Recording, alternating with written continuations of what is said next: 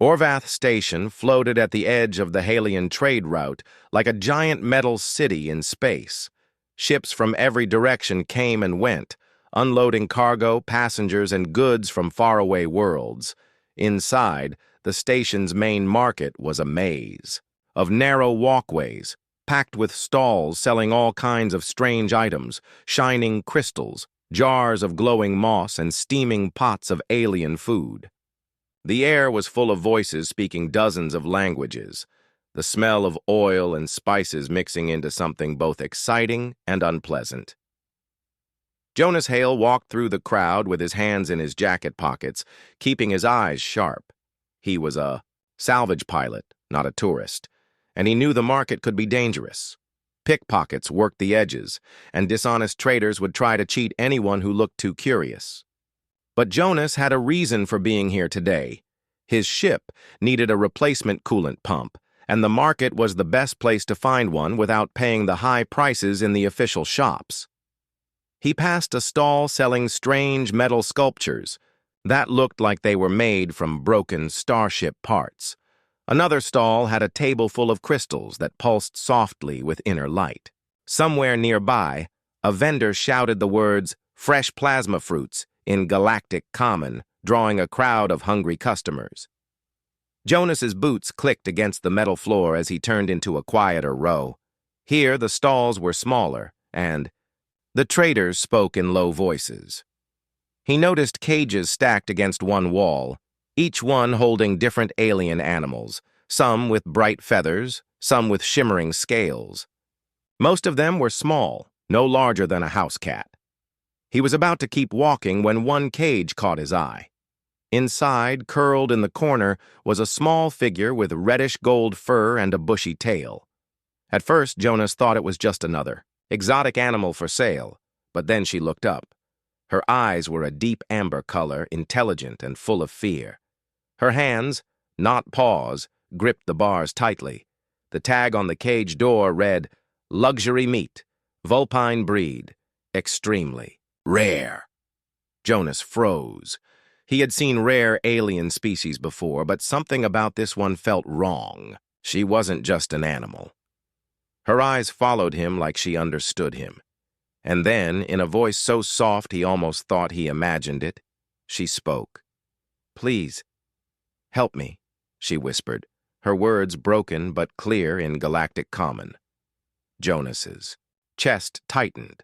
A sentient being, locked up and labeled for slaughter. He glanced around the market. No one else seemed to care. Most people passed by without even looking. He crouched down beside the cage. "What's your name?" he asked quietly. Sira, she said, her voice trembling. "Please, not food." Before Jonas could reply, a shadow fell over him. A tall insectoid figure stepped forward, the stall owner. Its chitinous body reflected the market lights, and its multifaceted eyes narrowed at Jonas. The merchant's voice was sharp and clicking. "You interested?" it asked. "Rare Vulpine. Very expensive. Many want her." Jonas stood up slowly. "She's not an animal. She can talk." The merchant tilted its head. "Some animals speak. Still meat. Still valuable. You want, you pay." Jonas's hands curled into fists inside his pockets. He knew arguing here wouldn't change anything. The station's market had its own rules, and morality wasn't one of them. "How much?" he asked, keeping his voice steady. The merchant gave a low, buzzing sound, the insectoid version of a laugh. "For you, human, 100,000 credits." Jonas nearly choked. That was more than his ship was worth. "That's ridiculous."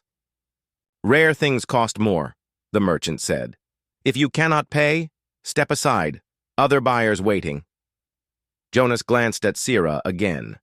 She had shrunk back into the corner, eyes darting between them. He didn't have the credits, but walking away felt impossible. He tried to think. What did he have that could match that kind of value? Then he remembered. His ship's backup hyperdrive coil. A rare model, fully functional. Without it, he couldn't make long jumps between systems, but it was worth nearly that much in the right hands. Jonas took a breath. I don't have the credits, but I have something better. A Mark 7 hyperdrive coil. Works perfectly. You'll get far more for it than you would for meat. The merchant clicked its mandibles in thought. Bring it. I will decide. Jonas knew this was risky. The moment he took the coil out of his ship, he'd be stranded here until he found another. But if it meant saving her, 20 minutes later, Jonas returned carrying the heavy, gleaming coil. The merchant inspected it closely, tapping it with a small tool, then gave a slow nod. Deal, it said. It unlocked the cage and shoved Sira toward Jonas. Take, and leave before someone offers me more. Sira stumbled forward, her tail brushing against Jonas's leg. She looked up at him with wide, uncertain eyes. Jonas rested a hand on her shoulder, trying to reassure her. Come on, he said. We're getting out of here. As they walked, away from the stall, Jonas felt the weight of the coil's absence, and the weight of the choice he had just made. The market noise seemed louder now, and every time he glanced over his shoulder, he thought he saw someone watching them. They passed back into the busier rows, the smells and sounds closing in again. Jonas kept Sira close, weaving through the crowd toward Dock 42 where his ship waited. But in the back of his mind, a warning bell rang. The merchant had been too quick to agree, and he could feel the presence of eyes following them. They were almost at the lift to the docking level when Jonas caught a reflection in a polished metal sign. A pair of rough-looking figures trailing them through the crowd. Someone wasn't going to let them leave so easily. The lift doors closed with a low hiss, and Jonas pressed the button for dock level 3. The hum of the station's machinery surrounded them as the lift began to rise. Sira stood beside him, her amber eyes scanning every corner, her ears twitching, at the distant sounds of the market. You safe now? Jonas said quietly. We'll get to my ship, and we'll leave this station. Sira nodded slowly, but her gaze was still sharp and wary. They not let me go, she whispered. Jonas didn't argue. He had the same thought.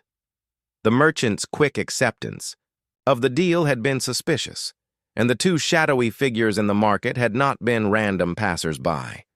The syndicate that dealt in rare creatures would not give up something valuable without a fight. When the lift reached their floor, the doors opened to a long, dim corridor lined with sealed hatches and flickering light strips. Dock 42 was at the far end, and Jonas led the way, keeping his pace steady but quick. Halfway there, he heard footsteps echoing behind them, slow at first, then faster. Jonas turned his head just enough to see two tall figures closing in. They were dressed in worn spacer coats, and the glint of metal under their sleeves suggested hidden weapons. Keep moving, Jonas muttered to Sira. They reached Dock 42, and Jonas unlocked the hatch with his keycard. The door slid open, revealing the narrow boarding tunnel that connected to his ship, the Wayfarer.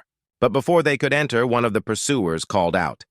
Hey, human, the voice said, low and threatening. The girl stays. Jonas turned, putting himself between Sira and the men. Not happening, he said. The other figure stepped forward, his face shadowed by the hood of his coat. The boss says she's worth more than you can imagine. You think you can just walk away with her? Jonas didn't bother answering. He hit the control panel, and the hatch to the boarding tunnel began to close. One of the men lunged, but Jonas slammed the emergency lock, sealing the door before they could reach them. Inside the Wayfarer, the ship smelled faintly of engine oil and recycled air. Sierra's eyes darted around the small cargo bay, taking in the metal walls and dim lights. She clutched her tail close, still tense. They'll come, she said softly. I know, Jonas replied. He headed to the cockpit, where the pilot's chair faced a wide viewport looking out at the docking clamps. Sira followed, standing behind him as he ran pre-flight checks. As he worked, a light blinked on the comm panel, an incoming message. Jonas hesitated before pressing the receive button. The screen flickered, showing a grainy image of the insectoid merchant, Vrathik. "You made a mistake, human," Vrathik said, his voice buzzing through the speakers. "That Vulpine is not yours. To keep. Return her, and you will be allowed to leave the station alive." Jonas leaned back in his chair. "You took my hyperdrive coil. Deal's done." Vrathik's mandibles clicked in amusement. "The coil is mine. Yes. But so is she. Others will come for her. The Syndicate will not forgive you." The screen went dark before Jonas could respond. Sierra looked at him, her fur bristling slightly. "He will send hunters." "Then we leave now," Jonas said, powering up the engines.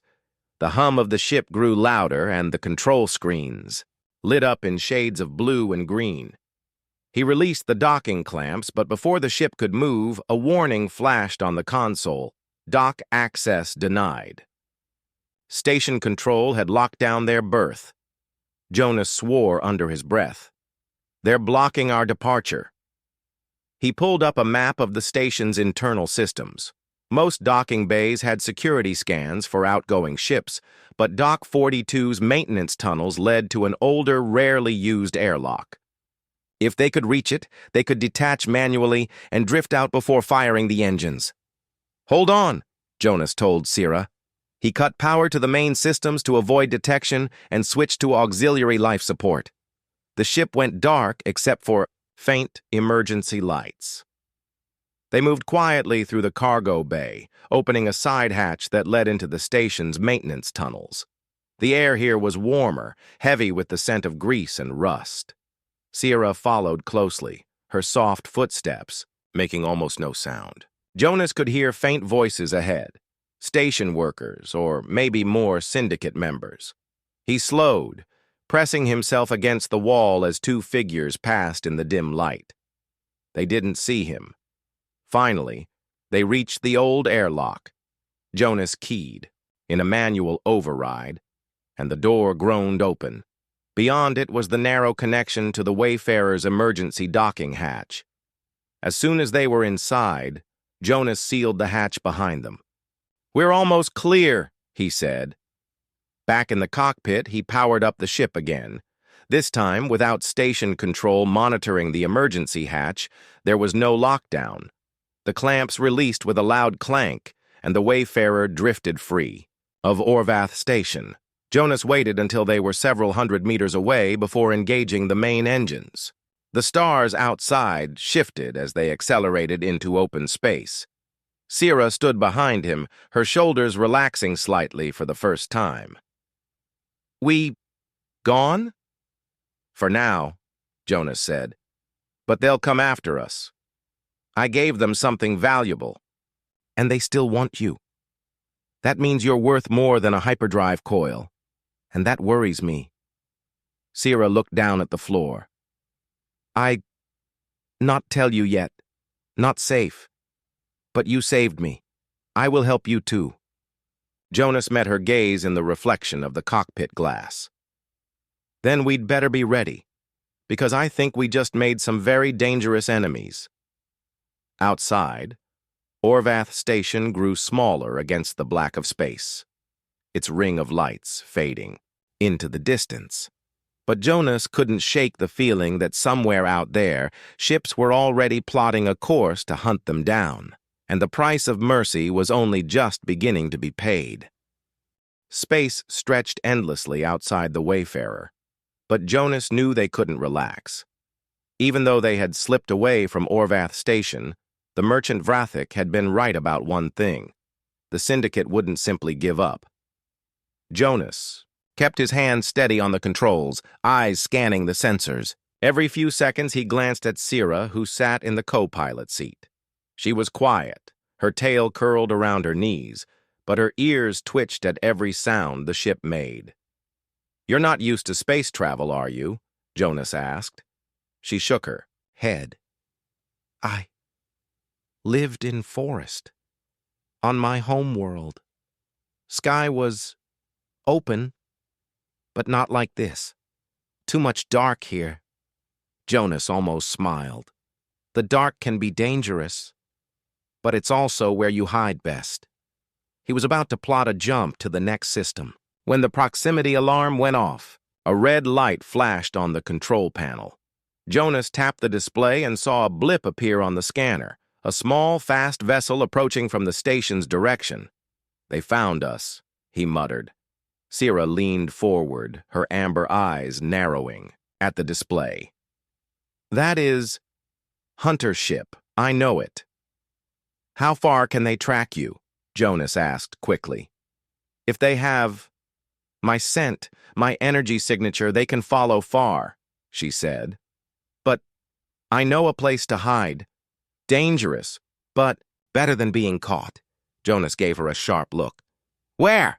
"The drift," she said softly. "Space near here. Broken, twisted, many ships lost, but I can guide through." Jonas hesitated. The drift was infamous, an unstable region full of gravitational anomalies and strange debris fields. No sane pilot entered unless they had no choice. The approaching ship's signal grew stronger. Jonas tightened his grip on the controls. "All right, give me the coordinates." Sierra leaned closer, pointing to a small, irregular region on the star chart. Jonas adjusted the course and pushed the engines to maximum. The hum of the ship deepened, and stars outside the viewport began to shift rapidly. The hunter ship followed. They reached the outer edges of the drift in minutes. It was a strange sight. The stars here seemed to bend and ripple, as if space itself was being pulled in different directions. Faint clouds of glowing dust drifted between jagged chunks of rock and twisted metal wrecks. "Stay close to the glowing dust," Sierra instructed. "It shows the safe path. The rest pulls you apart." Jonas guided the wayfarer into the swirling haze. The ship's hull creaked as gravity fields shifted around them. The blip of the hunter ship stayed on the scanner, weaving through the same dangerous path. "They're good," Jonas muttered. Sierra's ears tilted back. "They know these paths too. They are Syndicate's best trackers." They weaved between massive chunks of asteroid, one so large it blocked the starlight completely. Jonas banked hard, skimming past its surface, the metal hull vibrating. From the force, behind them, the hunter ship matched the move perfectly. "They're gaining," Jonas said. Sierra closed her eyes, her breathing slowing. "Turn left, now," she said suddenly. Jonas obeyed without question. The wayfarer swung sharply into a narrow corridor of glowing dust, barely wide enough for their ship. A moment later, a dark shadow passed across the scanner where they had been. A gravitational tear, invisible until it swallowed everything in its reach. The hunter ship wasn't so lucky. Its signal flickered as it was dragged toward the tear. Jonas saw a flash of light behind them, a desperate engine burn as the other pilot fought the pull. "They'll be slowed down, but not gone," Jonas said. Sierra opened her eyes. "We have a little time. Use it to go deeper. They cannot follow forever."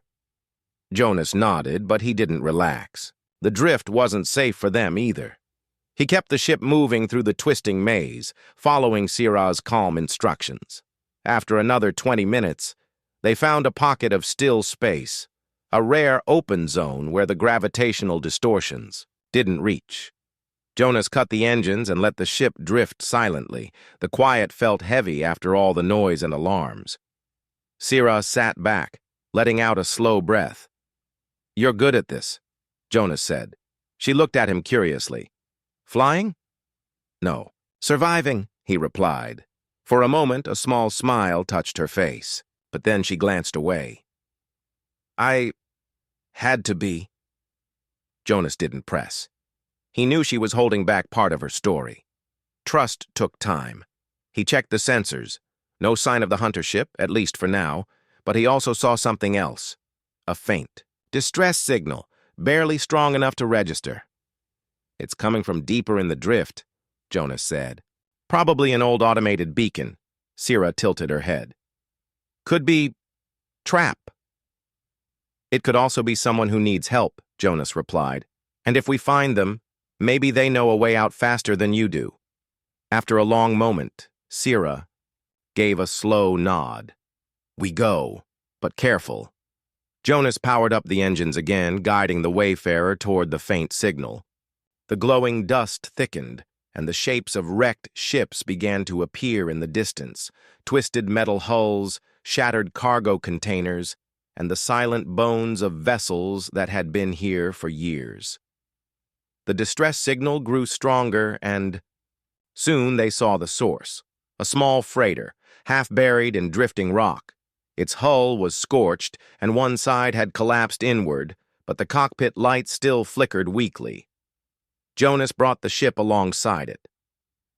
Looks like it's been here a while, he said, but someone kept the beacon running. He opened the comm channel. Freighter, this is the Wayfarer. Do you need assistance? For a long moment, there was only static. Then a weak voice answered, Help, trapped. Sierra's ears flicked forward. Someone alive. Jonas looked at her.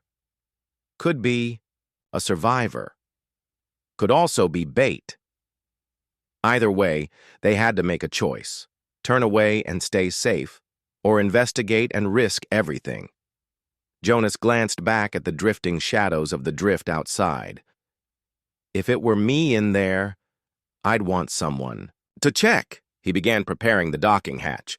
The docking hatch sealed with a metallic thud, and Jonas adjusted the ship's position until the Wayfarer was securely linked to the damaged freighter.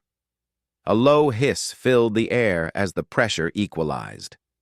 Sierra stood beside him in the narrow corridor, her amber eyes fixed on the airlock door. You sure? She asked quietly. Jonas glanced at her. Not even a little, but if there's someone alive in there, we can't just leave them. The door slid open, revealing the freighter's dim interior. The air smelled faintly of burnt wiring and stale oxygen. Emergency lights flickered weakly along the ceiling, casting the metal walls in uneven shadows. Jonas stepped inside first, his boots clanging softly against the grated floor. Sierra followed, her movements quiet and graceful. They moved through a narrow passage toward the cockpit, following the faint sound of breathing. In the corner of the damaged cockpit, half hidden behind a fallen support beam, lay a young alien, thin, pale, and clearly exhausted. His clothing was torn, and a long scratch ran down one side of his face. His wide eyes locked on Jonas and Sierra as they approached. Help! Me, the alien said weakly in galactic common. Jonas crouched beside him. What happened here? The alien swallowed hard. Syndicate. Attacked my ship, took cargo, left me to die in the drift. Sierra's ears twitched. They hunt you too? The alien gave a slow nod. Name's Kyle. I tried to hide, but they always find you. Jonas helped Kyle stand, supporting his weight as they moved back toward the airlock. You're coming with us. Your ship's not going anywhere. Once. They were aboard the Wayfarer. Jonas guided Kyle to the small passenger cabin. Sierra brought a blanket and a pouch of water from the supply locker.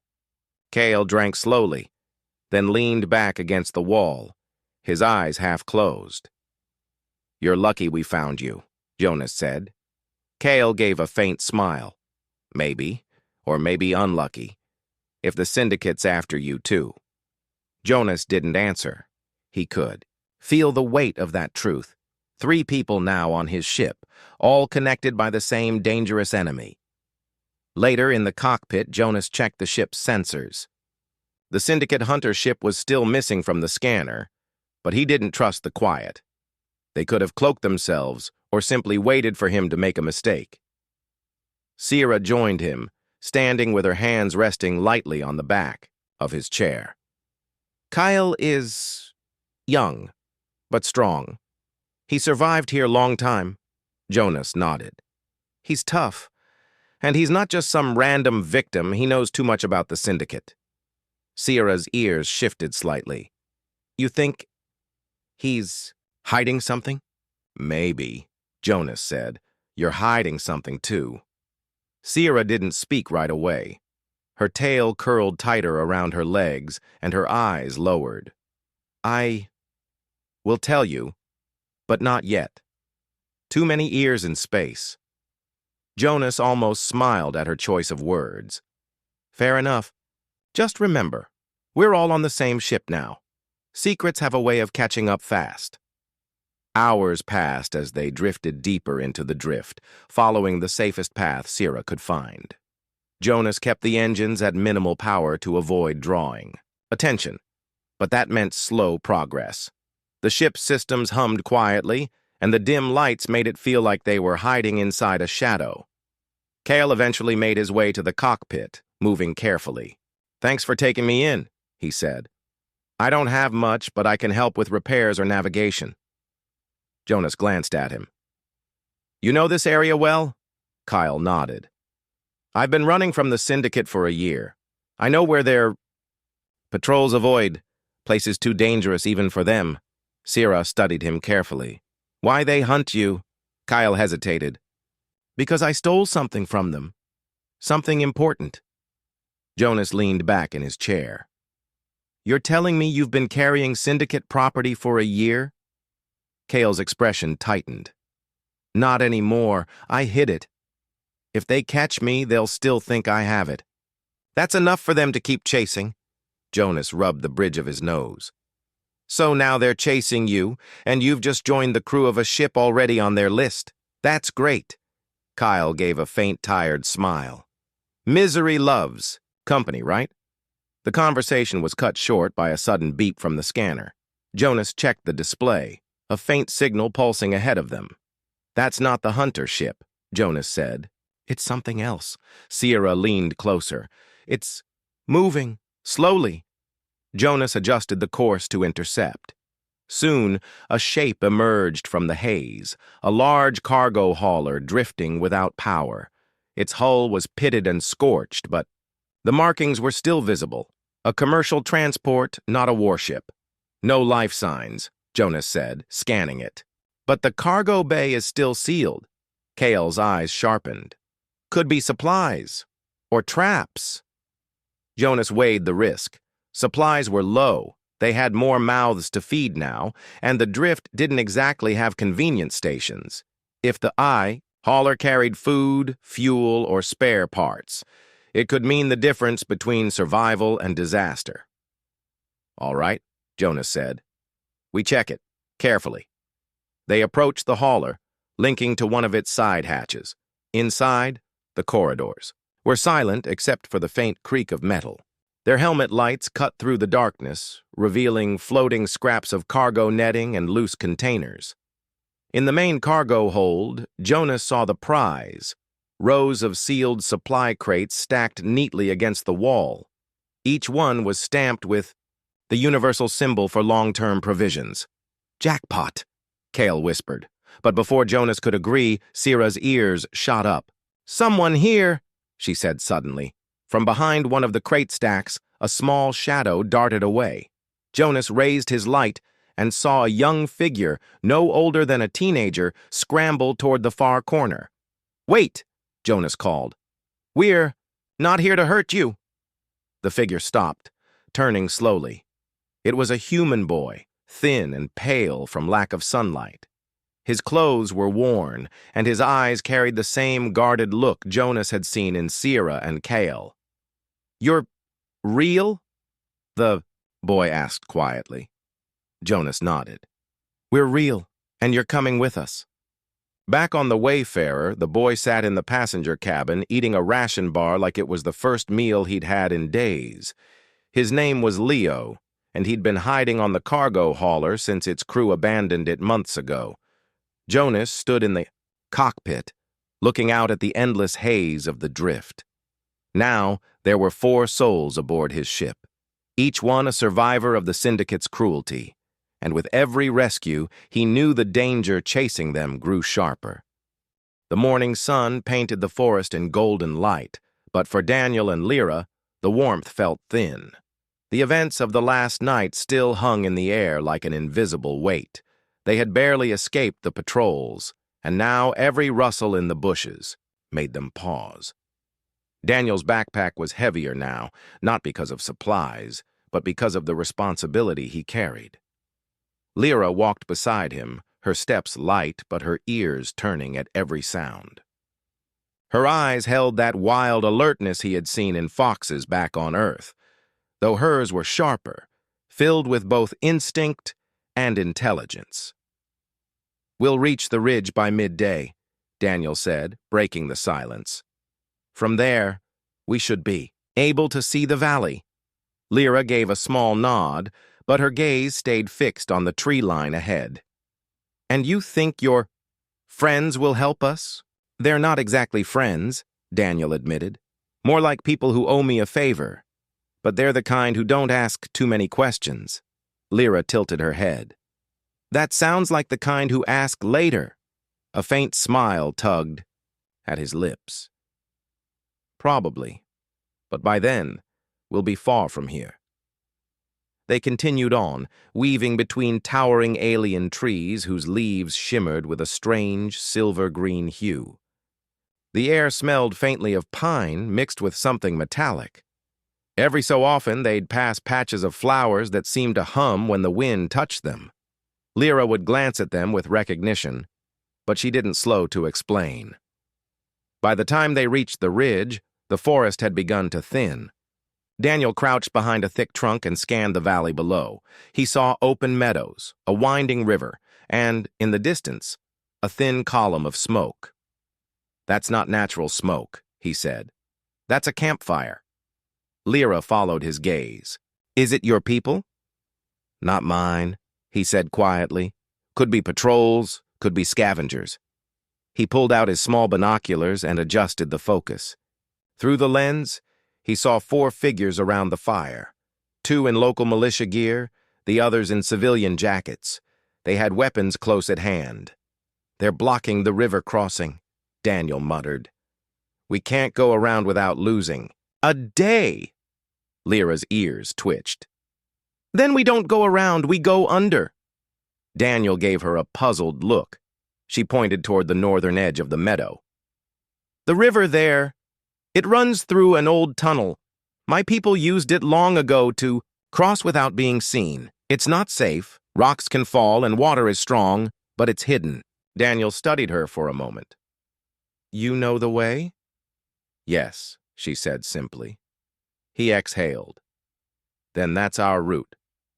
They moved quickly, circling wide to avoid the camp. The ground grew softer as they approached the river. Soon, the sound of rushing water filled their ears. At the bank, Lyra crouched and pointed to a narrow gap between 2 moss-covered boulders. From this angle, Daniel could see dark water flowing into shadow. "That's the tunnel?" he asked. Lyra nodded. "Stay low. The ceiling is not high." Daniel tightened the straps of his pack. "All right, lead the way." They slipped into the tunnel, the dim light fading as they went deeper.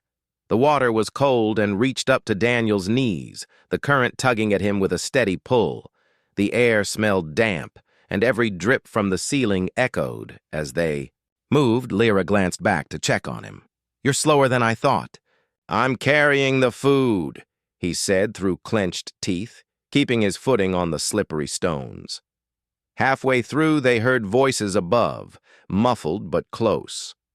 Daniel froze. Lyra pressed a finger to her lips, then motioned for him to stay still. A faint beam of light filtered through a crack overhead. Shadows of the militiamen passed over it, their voices low and tense. Daniel's heart thudded, but he didn't move. Lyra's hand lightly touched his arm, steadying him. After a few moments, the voices faded. Only then did she signal to move again. When they emerged on the far side, Daniel took a deep breath of fresh air. The sun was lower now, painting the sky in pale orange. "That was close," he said. "It will be closer next time," Lyra replied. "They will realize we are gone soon." Daniel adjusted his pack. "Then we keep moving until dark." As they walked, Lyra's steps grew slower. Daniel noticed her ears drooping slightly. "You're tired," he said. "I'm fine," she replied quickly. But a moment later, her legs wavered and she stumbled. Daniel caught her before she could fall. "You're not fine," he said firmly. "We rest here for a while." Reluctantly, she sank to the ground near a fallen log. Daniel dug into his pack and pulled out a ration bar, breaking it in half. He handed one piece to her. "It's not much, but it'll keep you going." She hesitated before taking it. "On my world, food is shared like this only with family." Daniel smiled faintly. "Guess that means we're family now." Lyra's eyes softened, but she didn't reply. She ate in silence, her gaze drifting to the trees. Somewhere in the distance, a bird-like call echoed, long and mournful. When they set off again, the forest grew darker, the light fading fast. The wind carried the scent of smoke again, stronger this time. Daniel felt the hair on his neck rise. "We're being followed," he whispered. Lyra's ears turned sharply, confirming his suspicion. They picked up the pace, moving deeper into the trees. The sound of footsteps followed, steady, deliberate. Whoever it was, they weren't trying to hide. By the time they reached a rocky outcrop, Daniel knew they had to make a stand or be overtaken. He motioned for Lyra to hide behind the rocks. The buffet footsteps stopped. A shadow moved just beyond the trees. Then a voice called out. A man's voice, calm but cold. "You have something that doesn't belong to you." Daniel's grip tightened on his makeshift weapon. "And you're not getting her back." The forest fell silent except for the whisper of the wind through the leaves. The city of iron towers loomed in the distance, its spires stabbing the sky like the spears of a sleeping giant. Kieran guided the small transport skimmer across the rocky plain, the hum of its engine low but steady. Beside him, the Vulpine girl, Lyra, sat quietly, her amber eyes scanning the horizon. She had not spoken much since the last battle. Her fur was still dusty from the escape, but her gaze was sharper than ever. They had been on the run for days. Behind them, the guild's bounty. Hunters were closing in. Ahead lay the last safe zone, an old human outpost called Haven 7. It was barely more than a cluster of steel domes, but it had one advantage. It was outside the guild's direct control. If they could reach it, they would have a chance to bargain for protection. But Kieran knew it would not be that easy. The guild wanted Lyra not only for her species' rarity, but because she carried something far more dangerous: knowledge. She had once been part of the Vulpine royal family, and she knew secrets about ancient technology hidden deep in the ruins of her homeworld. Technology that could tilt the balance of power in the galaxy. The skimmer rattled over a patch of uneven ground. Lyra placed her paw-like hands on the dashboard to steady herself. "They're still behind us," she said, her voice quiet but certain. Kieran glanced at the radar screen. 2 red blips were moving steadily toward their position. "Yeah," he muttered. "We're not going to outrun them forever."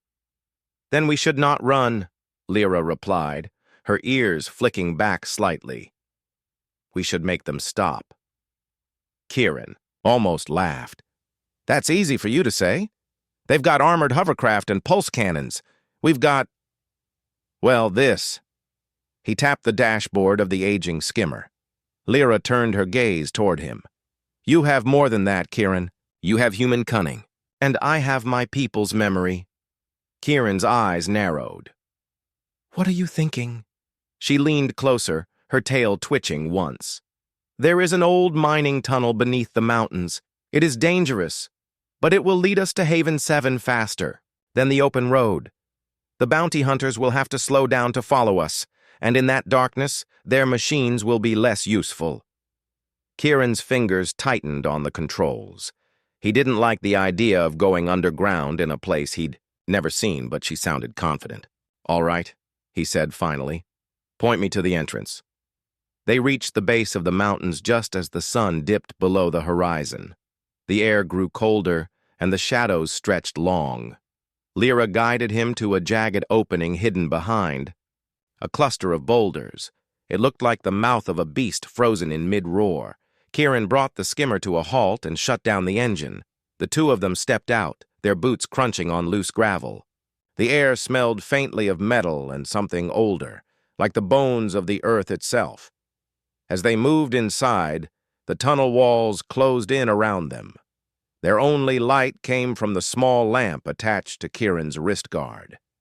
The silence was heavy, broken only by the drip of water somewhere deep within. They had been walking for nearly an hour when a low rumble echoed through the tunnel. Lyra froze, her ears tilting forward. "They've entered behind us," she whispered. Kieran cursed under his breath. "How close?" She shook her head. "Close enough." They pressed on, the path twisting and sloping downward. Then, without warning, the floor gave way beneath them. Kieran grabbed Lyra's arm and pulled her toward the wall as a section of the tunnel collapsed into a dark pit. Dust and debris filled the air. When it settled, they were trapped on a narrow ledge. The path ahead was still intact, but the way back was gone. "We keep moving," Lyra said firmly. "This path was always meant to be one way." Kieran frowned. "You've been here before, haven't you?" She didn't answer right away. Instead, she kept walking, her steps sure despite the darkness. "My people used these tunnels long ago," she said finally. "When the guild first came, we fled through them, but not all made it to the other side." The thought hung between them like a shadow. After what felt like another hour, they saw light ahead. It wasn't the warm glow of Haven 7, but a cold, shifting blue. As they stepped into a wide chamber, Kieran's breath caught. Before them stood a machine unlike anything he had ever seen, towering pillars of crystal and metal, humming softly, their surfaces etched with symbols that seemed to shift as he looked at them. The air vibrated faintly, as if the machine were alive. Lyra stepped forward, her eyes wide. "This is it," she murmured. "The heart of the mountain. My ancestors built it to protect our world. The guild has searched for it for decades." Kieran glanced back toward the tunnel. The bounty hunters would be here soon. "Can it help us?" Lyra placed her hands on the nearest pillar. "If I can awaken it, it will seal the tunnels behind us. They will never follow." The hum of the machine grew louder. Light rippled through the chamber like water, but before Lyra could finish, voices echoed from the tunnel. The hunters had arrived. Kieran drew his blaster and moved to stand between Lyra and the approaching shadows. "Do it," he said. "I'll hold them off." She nodded once, her hands glowing faintly as she worked. The air trembled. The ground beneath them began to shake. The first hunter stepped into the chamber, his armor glinting in the strange blue light. Kieran fired, the blast striking the wall beside the man's head. Sparks flew. The hunter shouted, and more followed. "Kieran!" Lyra called. "It's ready!" He sprinted toward her as a wave of light burst from the machine, racing down, the tunnels like a living thing. Moments later, the sound of collapsing rock roared behind them. The bounty hunters were cut off, trapped in the darkness. The shaking stopped. The machine's light dimmed, leaving only the glow from Kieran's wrist lamp. Lyra was breathing hard, but there was a calmness in her eyes. "We have bought time," she said softly. Kieran nodded. "Then let's use it. Haven 7 isn't far now." They turned toward a narrow passage at the back of the chamber. The last path to safety, but neither of them saw the small, flickering shape that followed them, hidden in the shadows. The city of Rylus Prime lay under a quiet dawn. The night's chaos had ended, but the damage was everywhere. Broken streets, burned signs, and frightened faces peeking from behind half-shut doors. Eli stood near the transport pad, his clothes torn, a faint bruise on his cheek. His eyes scanned the landing platform where the repaired freighter, the Wayfarer, waited. He had made it. Kara was beside him, the faint morning light catching the silver strands in her fox-like fur. For the first time since Eli had found her in that market cage, she didn't look like a prisoner. She didn't look like someone running for her life. She stood tall, the thin scarf around her neck fluttering in the breeze. "Your world is safe now," Eli said quietly. "You could go home. You don't have to come with me." Kara looked at him with those golden eyes that always seemed to see more than she said. "My home is gone, Eli. They burned it years ago. If I go back, it will only be to empty hills and cold ashes. You saved me, and in doing so, you gave me a new home. Why would I leave that behind?" Eli swallowed, his throat tightening. There was so much he wanted to say, but the sound of approaching boots cut him off. The governor of Rylus Prime, an older man with deep lines on his face, walked toward them, flanked by 2 guards. He stopped a few feet away, his gaze shifting between Eli and Kara. "You've caused more trouble than you probably know," the governor said in a tired voice. "But I can't deny you saved lives here. The syndicate's grip on this city has been broken. People are free again." Eli stayed silent, not sure if this was leading to gratitude or arrest. The governor stepped closer, lowering his voice. "There's a ship leaving for the outer colonies tomorrow. If you want to stay here, I'll see you protected. But if you leave, I can't promise the syndicate won't try to find you." Kara's ears twitched slightly, and she stepped forward. "We leave," she said firmly, before Eli could speak. The governor studied her for a moment, then gave a slow nod. "Then go, quickly, and take care of each other." He turned away before either of them could respond. Eli glanced at Kara. "You didn't even hesitate." Kara smiled faintly. "I've seen what staying in one place does to people like us. Sooner or later the walls close in." They walked toward the ship, their footsteps echoing on the metal floor of the platform. Eli paused halfway and looked back at the city.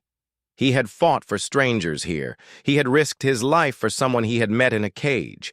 And somehow, it felt like the best choice he had ever made.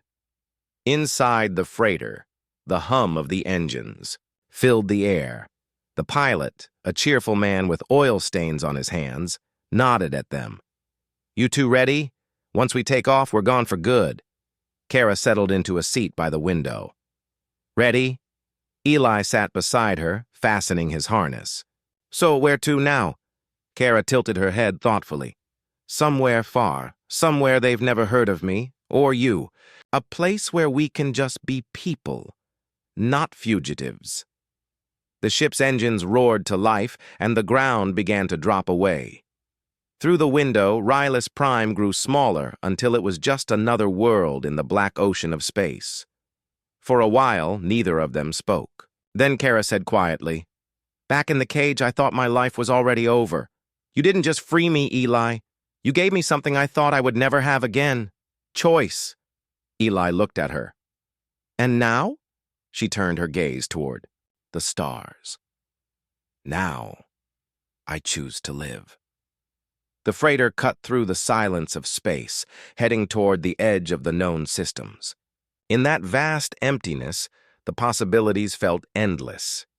Somewhere out there, the syndicate would hear whispers of what had happened on Rylus Prime. Somewhere, dangerous people would remember Eli's name and Kara's face. But for now, there was only the hum of the ship and the stars ahead. Eli leaned back in his seat, allowing himself a small smile. "Guess we're really doing this, running away from an entire criminal network." Kara smirked, "Running towards something better." The pilot's voice crackled over the intercom. "Hold on tight, folks. Jumping to light speed in 3, 2, 1. The stars stretched into brilliant lines and the universe shifted around them. Rylus Prime was gone. The syndicate was far behind. The future was unwritten. And for the first time in years, Eli felt free.